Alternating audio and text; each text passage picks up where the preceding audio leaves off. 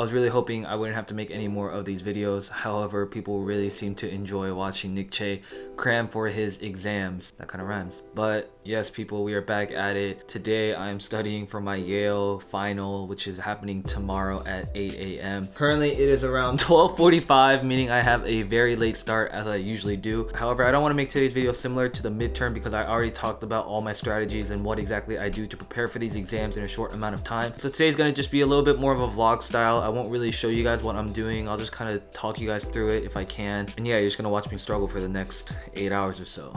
I don't know why I do this to myself, guys. Like, if there's one thing you learn from these videos is please don't procrastinate like I am. Definitely don't put things off till the last minute. I think that's one of the biggest mistakes people make in college, myself included, obviously. Let's get to work. All right, so like I said, if you guys haven't seen the midterm video, definitely recommend checking out that one first because I talk a lot more about the strategies and tips and tricks I use for studying in a short amount of time. But right now, I'm gonna just go through the notes like I always do to just kind of refresh myself and figure out what's going to be on the final. My next plan of attack is to go through the practice problem sets, which they have provided the answers to, read through those a little bit, and then tackle the sample final, which they also have a recorded lecture of how they solved it. So, time to get started on these notes. Alright, I'm looking at these notes. I'm currently on page 37 and we basically got through page 75, meaning I have about 35 pages to go through right now. Yo, summer classes are way worse than in-person classes, and especially because it's online, my motivation has just exponentially decreased. Alright, real quick, I'm sure many of you guys know that I upgraded to the new iPad Pro with the 2020 cameras and I got the Magic Keyboard. And I'm sure many of you guys are wondering how it holds up for me as a student and how I use it for my classes. Primarily, I do use the app Notability to kind of annotate my notes as I go along with the lectures. This app has been what I've been using all throughout college and it helps me keep track of all my different notes and different subjects. So Notability is the app that I use the most as a student for the iPad Pro. The Magic Keyboard has also been super clutch, especially when I need to type out my homework or my problem sets. I'm able to easily do it from this keyboard right here, which feels super intuitive. It has great tactile feedback. I'll definitely make a video talking about this more specifically, but if you have been debating getting the iPad with the keyboard as a student, then for my recommendation, I would highly recommend it. Now, when I do study, I typically try and put on some music that don't have words in it because that just helps me focus a little bit better and I'm not so distracted in trying to sing along with the songs. But in particular, things I listen to are going to be like jazz music, just classical jazz, smooth jazz, coffee table jazz, things like that, and then classical music. And that's honestly something I enjoy listening to. It's something that just brings me back to my days as a musician. There are a lot of pieces that I played in an orchestra, in a wind symphony, and listening to those recordings just kind of helps me relax a little bit better. It makes me feel like I'm focusing more intently on the information that I'm trying to study, but at the same time, I get a little bit distracted. I was just listening to a piece called Adagio for Strings by Samuel Barber, and this is actually a piece that we played for our marching band competition. I'm actually gonna take a little bit of a break and watch that video. I will have it play a little bit so you guys can see what I'm talking about. Surreal, Flower Mound High School Band 2015.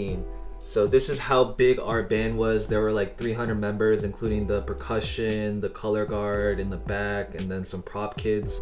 I am standing, I think that is me, or that is me, or that might be me. We all look the same, but one of these people is me.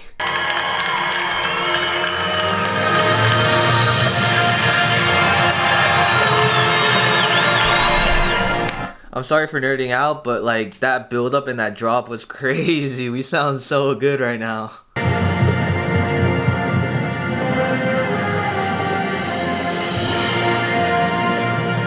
Alright, so in marching band, you have people known as props, and they basically move the big things around on the field. And there's this one act or one part of the show where I had to play a prop person because I had to move to the front of the field for a solo. But basically, I'm right here. Holding the banner right there, me and the clarinets are like moving forward here. But my solo about to come up. I don't know why I'm watching this when I need to study. Alright, here I am. That's me right there. That's me. This is getting me a little nostalgic. I have to study, man. I don't want to, but I have to. Louis, you're the star of the vlogs. Do you know that? People love watching Louis. Alright, so I've gone through the majority of the notes as best I could. Right now I'm gonna tackle the sample final, see how far I can actually get. Do you want to learn about economics and game theory? No, me neither. Buddy, I can't see. But the first thing I want you to realize is that change is once final S that is as close as possible. Alright, bro, I gotta study. What we see here is a distance function. Take a minute to think about the question before answering the question.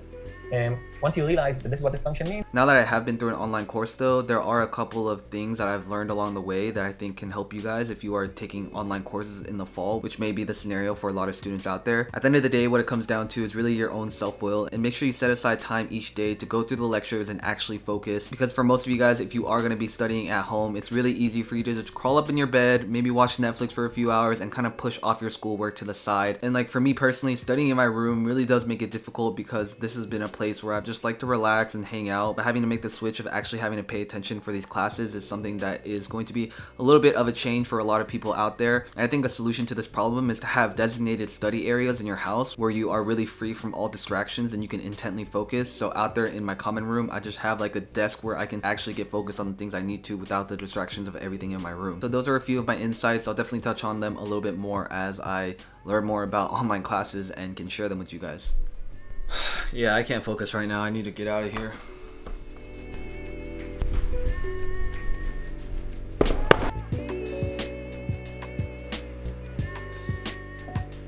Say yes, fail to is best responding.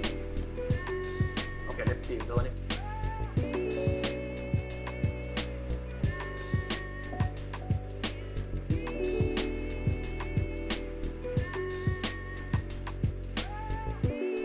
Alright, I'm on the last question of the sample final. But real quick, the setup that I've been using, especially when I'm studying for something like this, is I have my main laptop, which is a MacBook Pro, and that's where I have the lecture, which is recorded, so I have that full screen. And then I have that connected via USB-C to an external monitor where I have the questions in full screen so I can see them side by side. And then on my iPad Pro is where I will actually annotate my own answers and try and work out the solution on my own. So having these three separate monitors really just makes sure that I have all the information I need and not crammed all into one tiny monitor. So that's been my setup when I'm studying for something like this.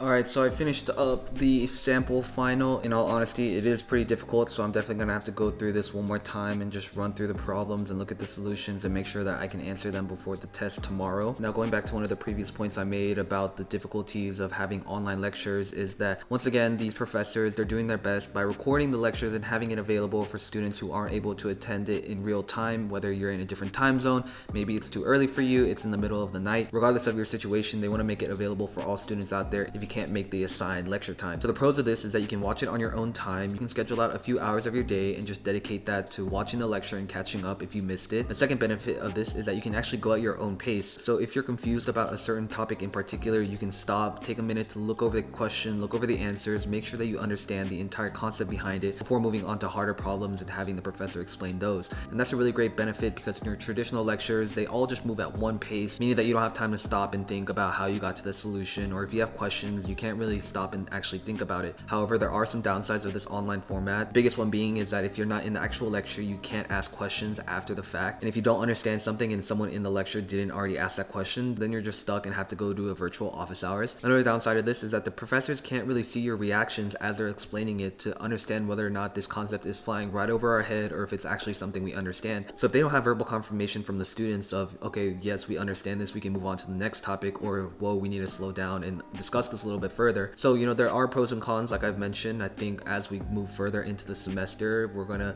figure that out as we go along. I think professors and students are gonna have to work hand in hand to ensure that we're getting the best education possible in this online format, given that this is an entirely new venture for just about every university all across the United States. And even for these great universities that have renowned professor and faculty, like, we're gonna have to figure out if they're gonna be able to make a difference online and virtually rather than being in an actual lecture where you can ask them questions in person, go to office hours, and get to know them a little bit better than just through a computer screen. So, you know, those are my initial insights. Obviously, this might be a little bit delayed for some of you guys who had your spring semester online, given that I didn't take any classes and this is my very first summer online course. But yeah, I guess we're just gonna have to find out together as I figure it out and as I kind of master it. You know, hopefully I'll be able to share these techniques with you guys. Hello guys, Professor Finessa here, always down to give you guys more information to help you succeed. So it's currently 3:20. That gave me about 2.5 hours that I really put into intently focusing. Right now I definitely need a break though because my brain is fried.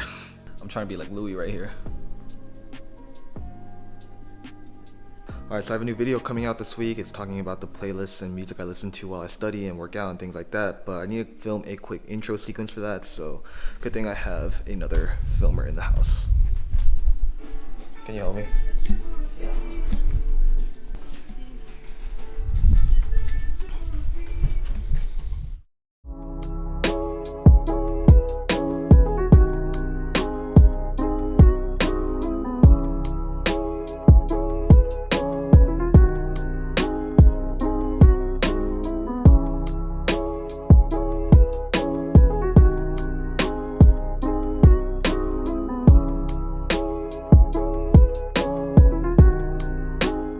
Alright, so I finished recording the B-roll for the intro. Shout out to my brother for helping me a little bit, but I need to get this edited and sent over to the client. So yeah, doing a little bit of both work and school on the same day kind of blows.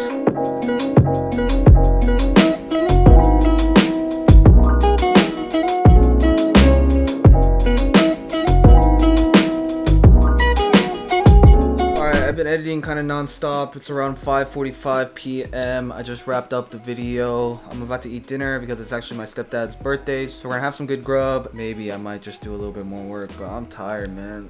Ugh.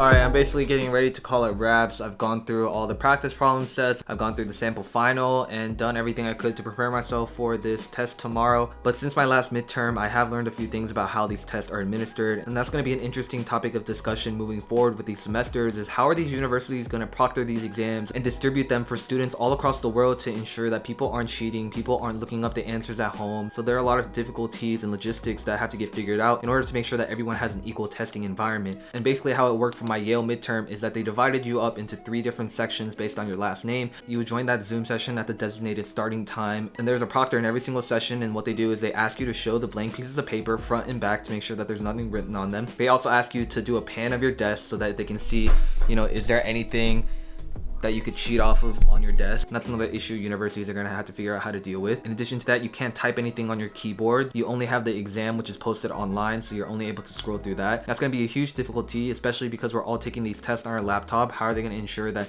people aren't going to the bathroom and looking shit up? You know, obviously I'm not condoning cheating or anything like that, but there are a lot of loopholes that people can easily figure out. I mean, like, college students will be college students regardless of wherever you are, and that's kind of a point of contingency, is that as a Princeton student, when you're enrolled and in every single course you take, you are under the oath of the honor code, and the honor code is essentially a pledge that you sign. You literally write it out and sign every single exam or essay that you write, and it says, I pledge my honor that I have not violated the honor code during this examination, and then you sign your name. And the reason being is that this is a code that has been implemented for almost like 50 years, maybe 100 years, I don't exactly know, but it allows students to take our test unproctored. So there's literally no professors, no TAs in the room while we're taking our test, and we are under oath to not cheat, but also to report anyone if we see them cheating as well. So there are a lot of points of contingencies that universities are going to have to look ahead and ensure that they have the right limitations to make sure that everyone has an equal testing environment. That's going to wrap it up for this video. I know it wasn't too study intensive, but like I said, it's my one and only final, so after this I will actually be able to enjoy my summer. If you enjoyed this,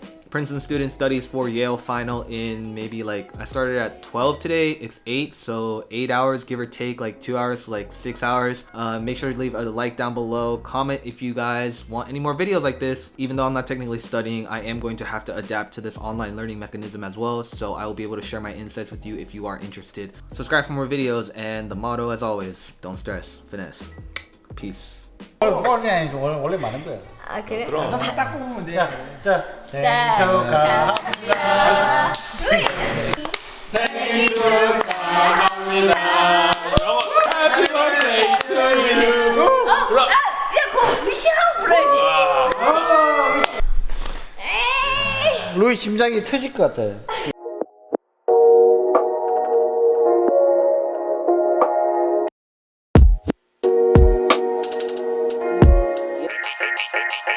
Every night fucks every day up. Every day patches the night up. Oh God, you should match it, it's that KO. No white lighters till I fuck my 28th up.